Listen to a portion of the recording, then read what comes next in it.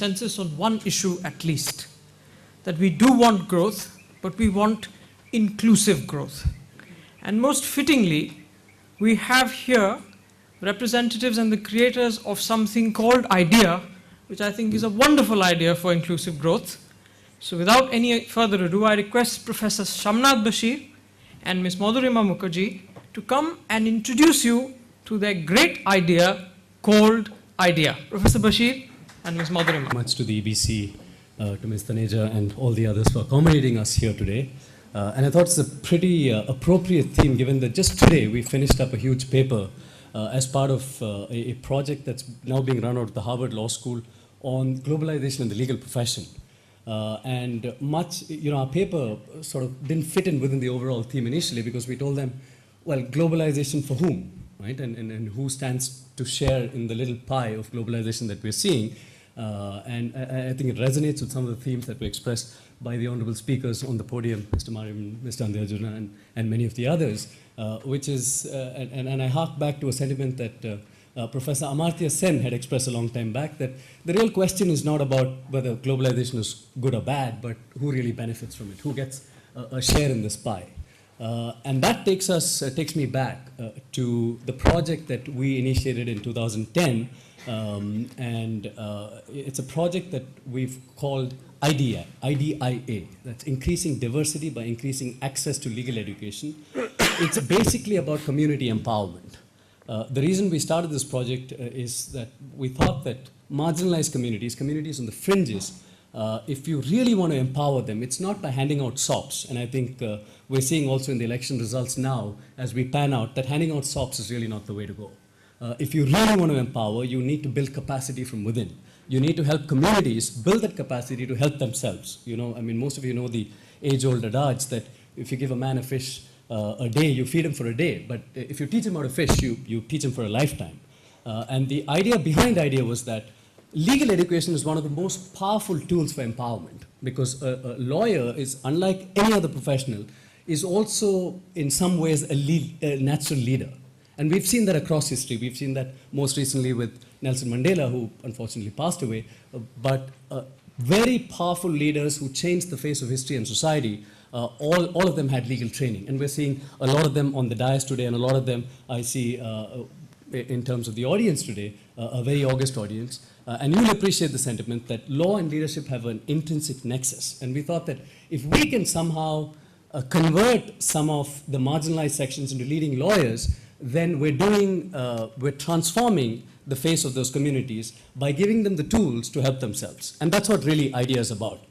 So our initial mission was to go into remote areas of India, to go into schools where there were vast underprivileged sections studying, to sensitize them to law as a legal career. And you'll be surprised that when we went to large parts of remote India, there weren't many takers for law. And that's, the reason is quite obvious, because the mainstream picture of the lawyer that they had is not a very healthy picture. Thanks to Bollywood and thanks to a lot of the other popular media that projects the lawyer in a not so healthy light. We found that in a class of 100 in a remote town of Pelling in Sikkim, not one of them wanted to be a lawyer, but they wanted to be bus drivers, they wanted to be farmers, but no lawyer, right? And then we told them that this is what, law is not what you see it to be in the representations that you see, but it's actually it's one of the few professions that offer such a diverse range of career options. And it is a profession that tunes you into natural leadership qualities. It offers you so many prospects, and legal education is not what it used to be. Today, the leading law schools offer some of the best infrastructure, some of the best intellectually stimulating ecosystems that you can possibly be a part of. And because of all these reasons, legal education and becoming a lawyer is actually quite fun. And then after we finished the talk and we asked the 100 students again, how many of you want to be lawyers? About 70 hands went up. And so we realized that the real challenge here is to sensitize more people to the wonders of law as a legal profession and to what it can really offer up to these communities. Of course, once we discovered that that out of the 70 students, we couldn't train all of them, obviously. And we said, okay, now how are we going to determine the students that have some sort of natural aptitude for the law? And we devised very simple tests around around logical reasoning, and we said, let's see if you can logically extrapolate and you can use your logical reasoning skills and we presented tests to them both in English and in their vernacular languages, and found that some people were really good at logical aptitude. We picked them up, trained them in a training program for 1 to 2 years, and then made them write the most competitive law entrances in the country, which is CLAT, as you know, the Common Law Admission Test, which is the admission test to all the leading national law schools, and ILET, which is the competitive entrance exam for the NLU Delhi, which is the national law school in Delhi, and a couple of other entrance examinations. And we were very fortunate. We put about 126 scholars through training in the last 3 years, and we had about 42 of them gaining admission to the national law schools after the intensive 1 to 2 year training period. Out of these, about 8 were visually impaired, disabled candidates. Many were children of farmers, peons, shopkeepers. There was the child of a stone quarry worker who used to break stones for a living. And similar, and these were all at the reputed national law schools. And for those of you who've had some exposure to the national law schools, you'll know that 99% of national law school intake is from the upper middle class, privileged background students. You know, students who have exceptional training in English and have been exceptionally gifted in terms of the kinds of training that they receive. And obviously, it's a huge battle if you go on to, you know, have a person from remote India taking the same entrance exam in English. And English is a huge bottleneck. So we spent about a year training them in English. And then we spent the other year training them for the exam and building soft skills and various other things. And we're very fortunate that so many of the students have got in. But it is a huge ecosystem problem. It's not a problem limited to the law schools, because we see it as a huge problem, and it ties back into globalization. Who gets to share in that pie? Because globalization, for good or for bad, has helped the legal profession in India in significant ways because the pie has increased. But if the elite lawyers, and I would count a number of you amongst that category, the elite lawyers of tomorrow are going to come from the leading law schools, but the leading law schools are populated with the privileged Indian, then we have a serious issue. We want to make sure that that elite legal education is also opened up for vast segments of India, in fact, people who represent the true India than many of us. And that's the project. We have a stellar team of volunteers who volunteered around the project. In fact, again, for those of you who've had some exposure to the leading law schools in India, you'll know that the students are the sort of main strength in these law schools. So we've made it a completely student-driven approach.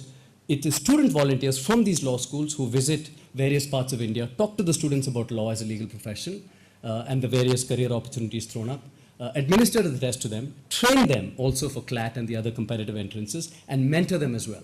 And of course, we have a lot of support from the outside as well.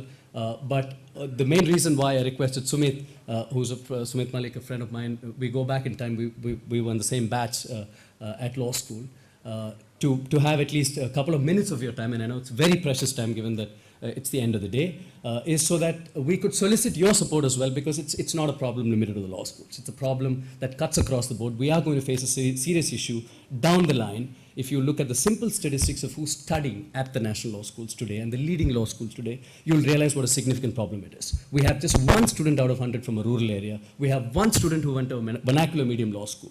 And if those students are going to comprise the elite legal profession tomorrow, we have a serious issue on our hands. And so we come to you with the request that please help us in this venture. We have a number of students. Law school education is not cheap. The premier law schools now charge almost 2 to 3 lakhs a year, which is not a pittance. It's a heavy sum. And we have a competitive law entrance. We have various other bottlenecks. We have students that go into law schools and are socially isolated because of the environment they're in. And so we need collective support from across the legal fraternity to help us take this to the next level.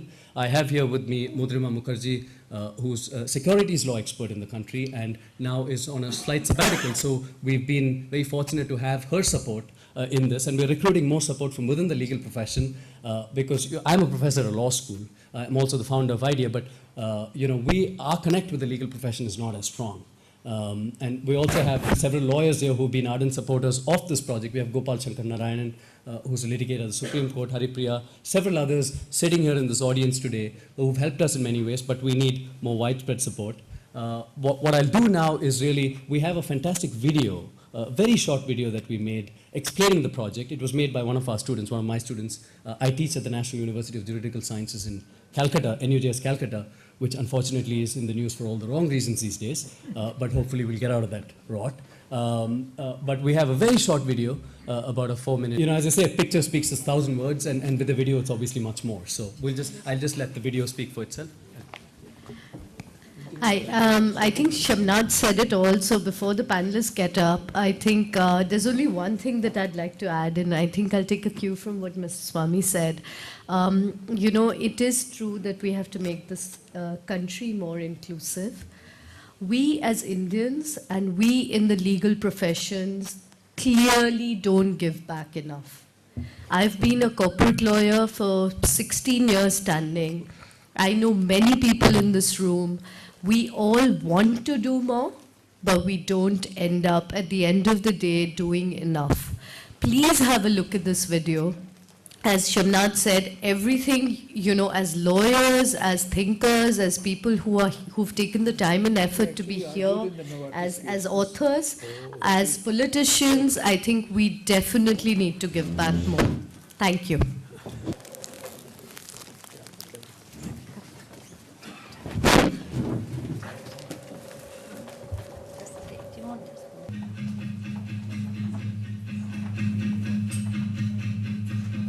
Wake up to the sound of your fleeting heart. My name is Kapsika. I'm originally from Tamil Nadu, but my family stays in Bangalore solely for the work.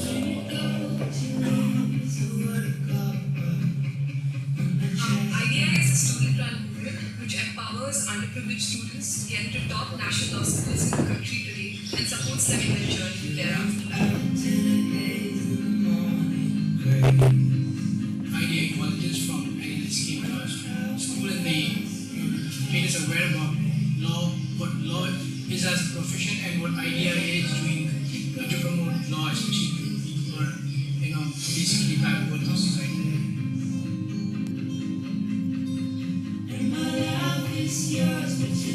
Training and teaching aspect is the core of IDI. Train and teach these students who are very motivated, who are very bright, who are talented. The only thing they lack is a financial access.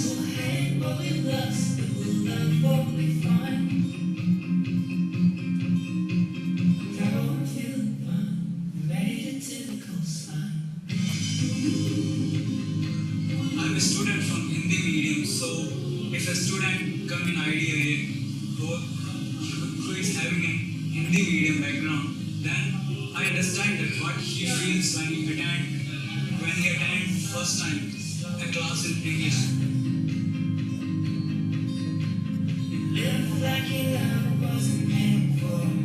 I think the success of IDI comes from the fact that our scholars right now are doing pretty well in whichever institutions that they are in. We're not just bringing in students into the law schools, into the premier law schools, getting them educated in a 5-year formalistic program and then saying, we've done our job. In fact, that's just the beginning. The larger picture is really that we continuously mentor, handhold, guide, and support them to effectively take their place as communities.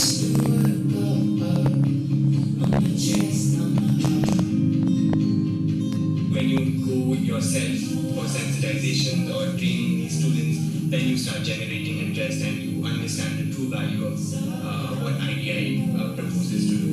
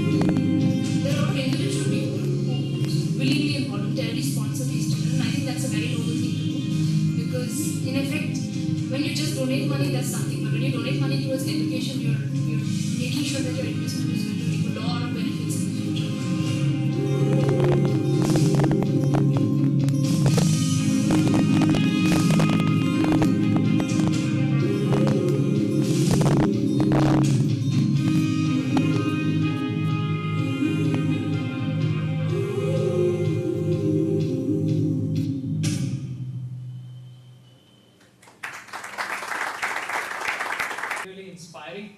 And if I may just share a very small personal vignette, I've been teaching at the Dr. RML National Law School in Lucknow now for the last 6 semesters. And in our lives, in our privileged lives, we rarely ever interact with students of the sort that IDEA is helping to get into these law schools. And it is astonishing that brilliance has nothing to do with social class. Opportunity and privilege, yes, but brilliance, no. So ladies and gentlemen, I encourage you, I urge you, let us support this great idea.